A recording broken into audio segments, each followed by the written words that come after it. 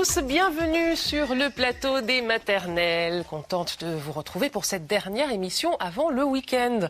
Aujourd'hui, nous allons clore notre semaine spéciale sur la protection de l'enfance et on va la refermer sur une note optimiste. Il n'y a pas de fatalité dans la maltraitance. On ne reproduit pas forcément ce qu'on a subi enfant. On verra ça dans la grande discussion. Dernier épisode au centre de loisirs. Aujourd'hui, les enfants partent en excursion aérienne. À suivre également l'actu des maternelles de Grégory Poitier et la vie de papa de Thomas Chauvineau. Et puis avant de se quitter, un psychiatre va répondre aux questions que vous lui avez posées. Je salue Nathalie Le Breton, déjà d'attaque pour son bonus des maternelles. C'est juste après la grande discussion.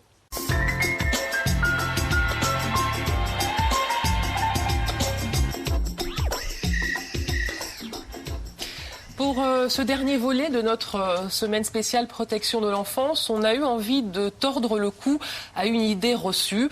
Non, un enfant maltraité ne devient pas forcément un parent maltraitant, loin de là. Pour autant, les choses évidemment ne sont pas simples parce qu'il faut arriver à dépasser sa propre histoire. Comment devenir parent quand on a été un enfant maltraité? On en parle dans cette grande discussion qui a été préparée par Lise David et on en parle avec nos invités. Hélène Romano, bonjour, merci d'être avec nous. Vous êtes docteur en psychopathologie et psychothérapeute en consultation spéciale de psychotrauma et vous avez également publié ce livre, Enfants maltraités, c'est aux éditions Faber. Bienvenue à vous également, Janine Oxley, bonjour, merci d'être avec nous. Vous êtes psychologue, vous êtes aussi vice-présidente de l'AFIREM, c'est l'Association française d'information et de recherche sur l'enfance maltraitée. Nous accueillons aussi Solange, bonjour. Merci beaucoup d'être avec nous. Vous avez une petite fille, Marine. Lorsque vous étiez enfant, la DAS, qui aujourd'hui donc est l'aide sociale à l'enfance, vous a retiré de votre famille parce qu'elle a estimé que vous étiez en danger dans votre propre famille. Vous êtes donc devenue mère il y a 5 ans. J'imagine qu'à ce moment-là, il y a beaucoup de choses qui sont remontées. Oui. Oui, vous nous expliquerez justement tout ce qui est remonté, ce que vous avez fait pour essayer de dépasser ça et les difficultés éventuellement que vous rencontrez encore dans vos relations avec votre fille. Merci beaucoup pour votre témoignage. Nous accueillons également Isabelle, bonjour. Bonjour. Merci d'être avec nous. Vous avez choisi de témoigner de manière anonyme. Vous vivez en couple, vous avez un petit garçon qui a 4 ans. Isabelle, vous avez été violée par votre beau-père pendant 8 ans. Pour vous, Isabelle, pour devenir mère, il fallait d'abord absolument essayer de vous réparer? Oui, c'est-à-dire que j'ai fait un grand travail sur moi pendant de longues années parce que je ne voulais pas transmettre ou reproduire d'une autre manière ce que j'avais vécu.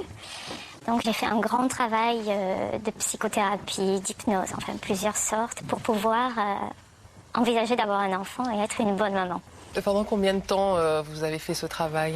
Bien 10-15 ans. Et de quoi vous aviez peur exactement? En fait, je pense qu'à un moment de ma vie, donc juste après être partie de chez moi, puisque je suis partie à 18 ans, donc j'avais une maman aussi qui était un peu maltraitante puisqu'elle n'avait pas d'amour, et donc il y avait des sévices, des gifles, enfin tout. Et mon beau-père qui est arrivé là-dessus avec des viols. On avait mis en moi plein de méchanceté et de la haine. Et je voulais évacuer cette haine pour pas être une mauvaise personne. À un moment, je me suis rendu compte que j'avais le choix entre le bon chemin, essayer d'être une personne bien, et le mauvais, celui de la méchanceté. Voilà. Vous avez fait ce travail pour pouvoir prendre le bon chemin. Exactement. Est-ce que vous avez été accompagnée aussi par votre compagnon dans ce chemin-là? Non, je l'ai rencontré après. Je pense que j'avais vraiment besoin de gérer ma vie et cette histoire et pour pouvoir ensuite aimer, être aimée en retour et envisager d'avoir un enfant. Donc tout s'est fait après mon travail sur moi. Et vous avez senti qu'à un moment vous étiez prête? Oui, totalement. Au bout de 10 ans, je n'avais plus de haine, je n'en voulais à personne. Pour moi, j'avais réussi à être quelqu'un de bien, ce que je voulais. Et donc, je me sentais prête à avoir un enfant. Solange, vous aussi, vous avez eu peur de reproduire ce que vous aviez vécu? Oui, j'y ai beaucoup pensé pendant ma grossesse. Je me posais la question si j'allais pouvoir être à la hauteur étant donné qu'en plus j'ai vécu ma grossesse seule. Et donc, oui, je me suis beaucoup posé la question, mais en même temps, j'ai énormément voulu cet enfant pour, moi, lui apporter tout ce dont moi, j'ai pas eu, en fait. Et donc, aujourd'hui, je lui en donne même peut-être un peu trop, même beaucoup d'amour, hein, parce que bon, je suis quelqu'un qui a beaucoup de difficultés à ouvrir son cœur. Je suis une personne très angoissée, très anxieuse, qui cherche un peu sa place un peu sur cette terre en fait. Et donc ma fille c'est tout quoi. C'est tout. Je pense, j'essaie de faire mon maximum pour qu'elle ne manque de rien en fait, même voir un peu trop. Vous la gâtez beaucoup? Oui. Bon, j'en ai qu'une et oui, on me le dit régulièrement. Tu en fais trop. Mais c'est vraiment la personne à qui je donne tout l'amour que je peux donner, c'est pour ma fille. Et quel chemin vous avez dû parcourir avant de vous dire je suis prête à être mère, je peux donner de l'amour, même si je n'en ai pas reçu? J'ai pas vraiment eu de chemin en fait à l'adolescence. À l'âge de 15 ans, j'ai demandé à mes éducateurs en fait poursuivre une psychothérapie pendant 2 ans. Qui ne m'a pas vraiment permis d'avancer parce que ce psychiatre me faisait peur. Et donc j'ai décidé à ma propre décision en fait d'arrêter cette psychothérapie. Et c'est tout ce que j'ai suivi en fait tout au long de mon adolescence. Donc c'est vraiment en fait bon, j'ai pris le risque en fait de faire cet enfant malgré ce très très gros désir de devenir maman. Hélène Romano, quelles traces persistent à l'âge adulte quand on a été un enfant maltraité? Quelles traces persistent et du coup rendent difficile l'idée même de devenir parent? Alors ça va être très variable selon le type de maltraitance et surtout la durée des maltraitances. Si vous avez été un enfant qui a toujours connu un environnement maltraitant, les répercussions sont différentes que si c'est un enfant qui a pu dans un premier temps grandir dans un environnement aimant, étayant, et si à l'occasion d'un remariage, d'une modification de la vie familiale, l'enfant subit des maltraitances. Pour grandir, l'enfant, le bébé, l'enfant, il a besoin d'être nourri, il a besoin de l'autre. Alors c'est pas forcément les soins, c'est pas que les soins, c'est aussi la parole, c'est l'attention, c'est l'affection, c'est la confiance, c'est la sécurité. Si l'enfant grandit dans un environnement où tout ça n'est pas donné, s'il subit des violences, et la maltraitance, ça peut être des violences physiques, des violences sexuelles, mais aussi la cruauté mentale, qui peuvent avoir des répercussions psychotraumatiques tout aussi graves que des violences physiques ou des violences sexuelles. Cet enfant-là, pour se grandir, ça va être particulièrement difficile parce que ce sont les repères, les limites, l'autorité, la confiance en l'autre qui sont touchés. Lorsqu'un enfant subit des maltraitances depuis longtemps, il n'est pas reconnu en tant qu'enfant. C'est-à-dire dans le regard de l'autre, ça n'est pas un enfant, ce qui explique d'ailleurs qu'il y a des maltraitances très graves. Si l'enfant n'a pas été reconnu à un moment de sa vie, s'il y a eu ce déni d'altérité qui conduit à la maltraitance, pour grandir, il va falloir qu'il réinvente quelque chose qu'il n'a pas eu, qu'il n'a pas connu. Par rapport à d'autres enfants qui ont connu un environnement bien traitant, apaisant, sécurisant, petit, qui tout d'un coup subissent de la maltraitance, pour se reconstruire, ils s'appuieront beaucoup sur les premiers temps de l'attention qu'ils ont pu avoir, sur ces premiers temps d'amour, d'affection qu'ils ont eu, pour se reconstruire au-delà des violences subies. Janine Oxley, on sent que la peur de reproduire est extrêmement puissante. C'est une peur de reproduire un schéma de violence? Je pense que c'est une peur par rapport à sa propre violence qui a été induite par la méchanceté, par le délaissement. Et vos deux témoignages m'ont beaucoup touchée parce que pour l'une, il a fallu effectuer une démarche rapidement et cette démarche n'avait pas pour but d'évacuer ce qui s'était passé parce qu'on a été abusé, mais pour évacuer ce que ça a provoqué d'être abusé. Et ça donne une grande leçon à nous autres psys de toujours aborder la personne à travers le traumatisme qu'elle a vécu. Alors qu'une personne, c'est plein de choses. C'est une histoire, c'est ce qui s'est construit, c'est les relations avec les autres. Et vous, votre but, c'était « je ne suis pas bien avec tout ce qu'ils ont induit en moi pour que je me défende et pour que je me protège de haine ».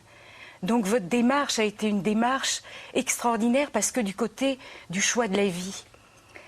Et vous êtes une deuxième leçon pour les psys qui attaquent de manière féroce des gens qui viennent pour des abus en disant il faut les faire parler, il faut qu'ils parlent de l'abus et comme ça, ce sera évacué.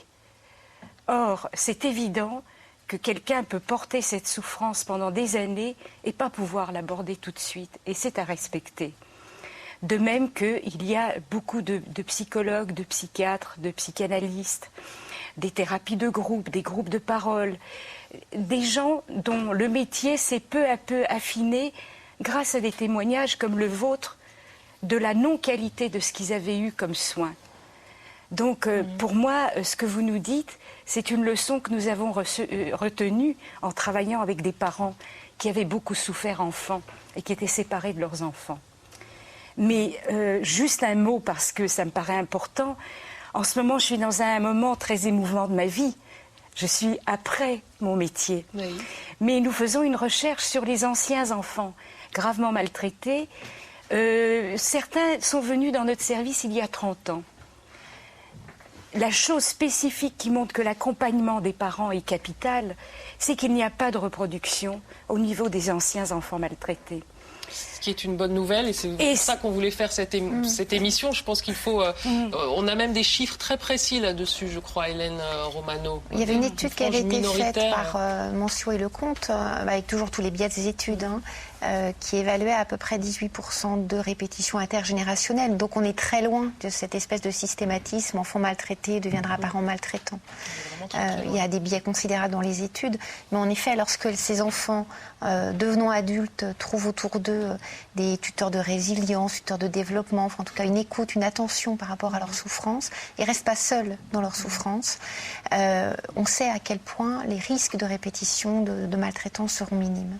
C'est vrai qu'on se focalise un peu sur ce schéma enfant maltraité, parent maltraitant, parce qu'on a du mal à comprendre comment un enfant qui a souffert puisse reproduire sur son enfant la même chose. Comment vous expliquez, vous, ce processus-là ?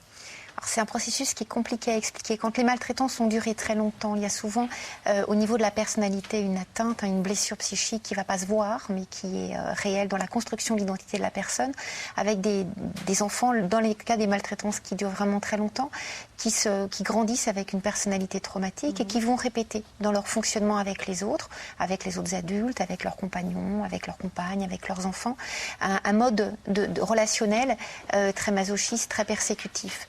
Lorsque le parent devenu, l'enfant maltraité devenu parent, est contraint par son enfant à poser des limites, à poser des repères, alors que lui-même n'en a pas eu, n'en a pas reçu, ou alors qu'ils ont été transgressés, c'est particulièrement difficile. Il y a aussi des parents qui peuvent se projeter sur leur enfant ou lui faire payer, entre guillemets, pour toutes les violences qu'ont subies et se sentir persécutés par leur enfant, alors que d'autres arrivent à dépasser ça avec tout un travail qui a été décrit, qui est long, qui prend du temps, qui nécessite une élaboration sur de nombreuses années, parviennent à se dégager véritablement de l'impact traumatique de ces maltraitances et deviennent parents. Nous allons, si vous voulez bien, faire la connaissance de Daisy. Daisy a été maltraitée pendant 6 ans par sa nourrice. Elle a aujourd'hui 3 enfants. Comment a-t-elle réussi à surmonter le traumatisme de son enfance et quelle mère est-elle aujourd'hui? On regarde ce reportage de Lise David et de Christian Mignard. Pendant leur petite enfance, Daisy et sa sœur ont été littéralement martyrisées par leur nourrice. Pour Daisy l'aînée, le calvaire a duré 6 ans. Elle nous faisait jouer un rôle quand il y avait maman, et à partir du moment où la porte était fermée, on entrait dans son univers à elle. Donc on savait que le matin, on allait dans le couloir, dans le noir, on était debout dans le couloir, il fallait fermer les yeux. Si elle arrivait qu'on avait les yeux ouverts, elle nous tapait. Si on n'avait pas les pouces d'équerre, elle nous tapait. On n'avait pas le droit de se moucher, on n'avait pas le droit de faire pipi. Elle a essayé de me noyer une fois. Sous prétexte de me laver les cheveux, en fait, elle m'a rincée en me mettant en me maintenant le visage sous l'eau. Alors, elle m'a pas noyée, mais elle est allée à la limite de ce qui était supportable. Les bains étaient brûlants, au-delà du supportable. En fait, tout ce qu'elle faisait était prétexte à nous faire du mal. C'était pas possible d'en parler à qui que ce soit. Parce que si je disais, elle allait apparaître et nous tuer. Du fond de mes pensées d'enfant, elle avait ce pouvoir-là, comme les méchantes sorcières dans les contes de fées.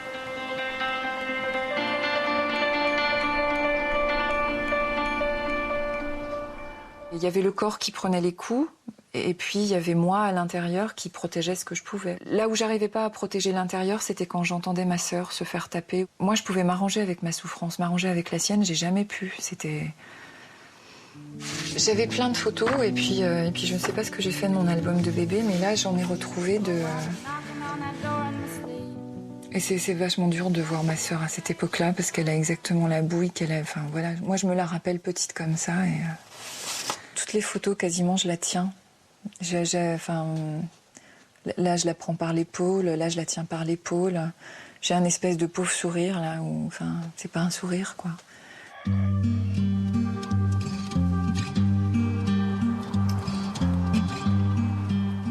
Ça m'a plus secouée par rapport à mon histoire. Ça m'a plus travaillé quand j'ai eu Luna que quand j'ai eu Louis.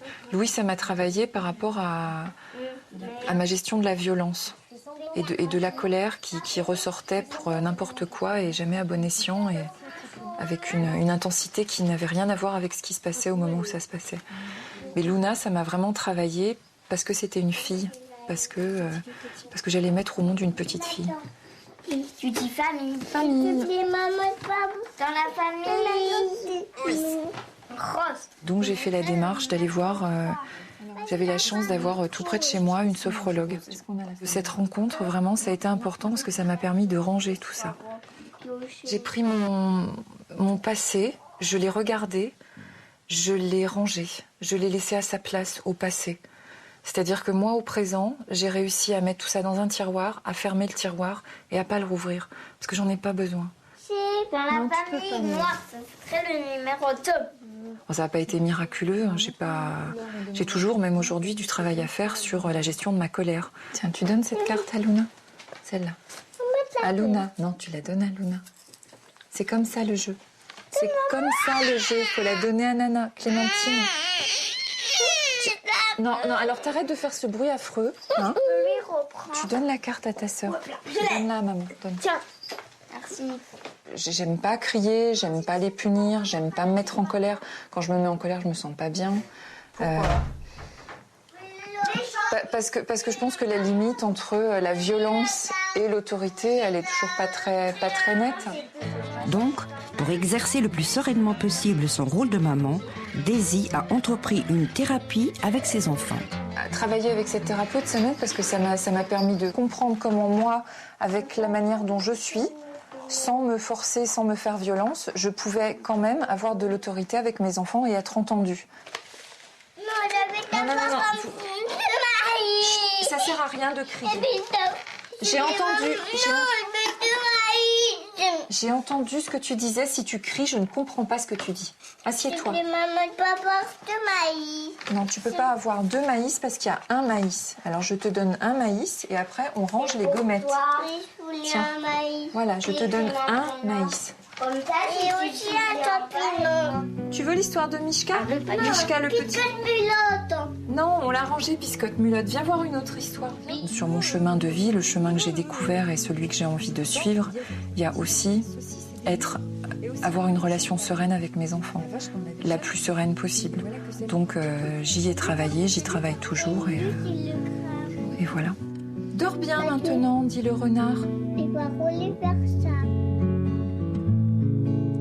That sidewalk is a river that I fish dry. Solange, que vous inspire ce que dit Daisy dans le reportage? Est-ce que ça fait écho à ce que vous pouvez vivre? Excusez-moi, je suis un peu... Oui, je pense que oui, en effet. Disons que je me retrouve un petit peu dans son histoire, parce qu'en fait, j'ai vécu moi-même avec mes parents, en particularité avec ma mère, parce que ma mère était au domicile et que mon père travaillait. Pendant mon adolescence, moi-même, je n'avais pas le droit ni à la lumière. J'étais enfermée dans ma chambre dans le noir, les volets fermés, avec aucune occupation. Quand je dis aucune occupation, c'était aucun jouet. C'était des lignes, c'était des punitions tout le temps, en fait, régulièrement. Et puis, les 2 mois de vacances scolaires, c'était les 2 mois dans le noir. Si j'avais le malheur de regarder à travers mes volets parce que c'était pas ouvert, ma mère me frappait violemment et mon père, à son retour, c'était la même chose. Oui, ça a fait ressurgir beaucoup de choses voilà, que donc vous avez vécues. Je me retrouve un peu dans son histoire. Ouais. Elle explique bien le chemin, hein, malgré tout. Comme vous, elle a réussi à dépasser des choses, à ranger son passé. Et elle parle de ses difficultés avec ses enfants, notamment à gérer l'autorité, parce que difficulté à gérer sa colère. Ce sont des difficultés que vous rencontrez, vous ? Énormément, oui. En fait, je me contrôle beaucoup. Parce que quand je vois ma fille, c'est une petite fille qui est un petit peu colérique et qui a beaucoup de vivacité en fait, qui veut absolument bouger, qui a beaucoup d'énergie. Et quand elle pique ses colères, c'est vrai que moi-même j'ai du mal pas à surmonter, mais je dois la punir. Par moments, je sais que je dois la punir pour la calmer, et rien que de la mettre au coin, par exemple, ça me fait très très mal. J'ai beaucoup de mal à la punir. Voilà, énormément de mal. Je crois qu'il faut arriver à dépasser quelque part ça, parce qu'ils ont besoin aussi de limites. Hein. Même si on les aime énormément, on est là pour les éduquer, on est des tuteurs, effectivement. Moi, j'arrive à le faire, mais j'ai opté pour une parentalité totalement sans violence. J'explique tout. Je ne m'énerve pas, ça m'est arrivé rarement, 1 ou 2 fois, je crois. Je suis quand même humaine. Et on peut arriver à éduquer son enfant sans aucune violence et bien sûr sans fesser, sans gifle et surtout sans crier. Je pense Ça, c'est quelque chose, c'est un cadre que vous étiez fixé dès la grossesse. Ah oui, totalement. C'était l'idée que j'en avais. J'ai beaucoup lu. Bon, il y a les conseils des maternelles également, mais j'ai lu des livres sur comment se faire obéir sans crier, une parentalité sans violence, toutes sortes de livres qui m'ont encouragée dans la voie que j'avais choisie en fait. Et le papa était d'accord avec... Peut-être pas totalement au départ, parce qu'il ne s'était pas beaucoup posé la question une fessée de temps en temps, ce n'est peut-être pas grave. À force, j'arrive à le convaincre. Comment pourrait-on aider les parents qui rencontrent ces difficultés parce qu'ils n'ont pas reçu de repères? Solange, j'imagine que vous avez peut-être des questions à poser à Jaline Oxley, ou que Jaline peut avoir un conseil à vous donner.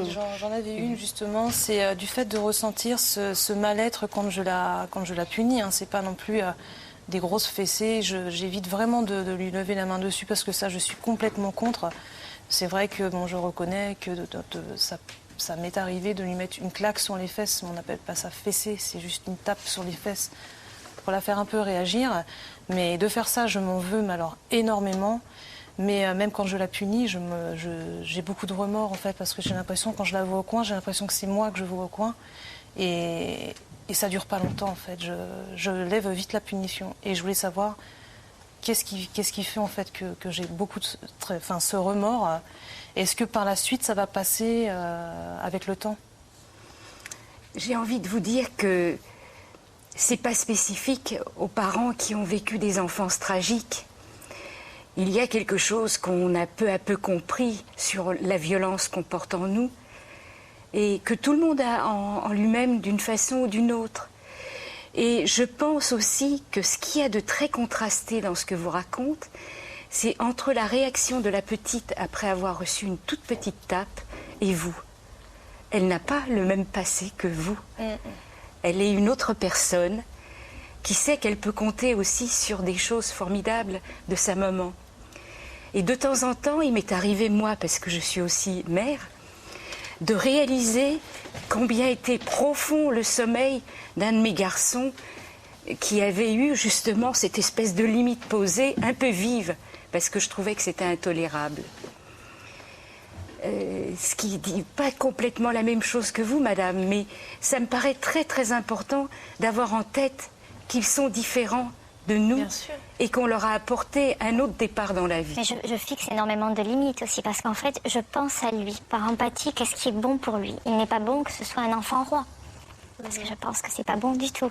S'il veut pouvoir se faire apprécier dans la vie, il faut qu'il arrive à être quelqu'un de bien, et ça passe aussi par beaucoup de limites. Donc je n'ai aucun scrupule à émettre plein de limites.